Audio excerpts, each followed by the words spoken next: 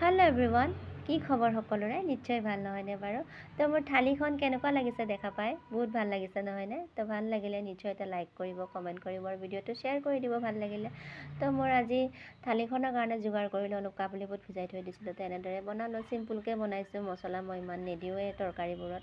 আৰু এনেকৈ broccoli, bin, motor, গাজৰ, তাৰমানে এইখন ভাজি যে ইমান সোৱাদ হয় খাবলৈ কাৰণে, বহুতে ভাল লাগে। তো ভাবিলোঁ আলু পৰঠাকে বনাই দিওঁ নহয়নে, ল'ৰা ছোৱালীখিনি খায়ো ভাল পায়।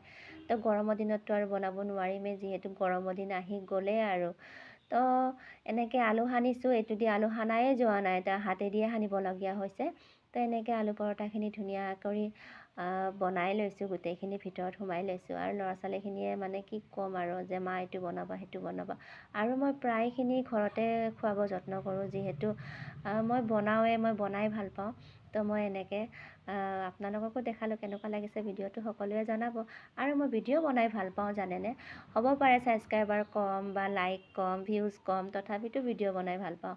ভাল লাগে ভিডিঅ' বনাই, কিবা এটা আৰু স্মৃতি হিচাপে ৰৈ যায় কিছুমান বস্তু নহয়নে বাৰু।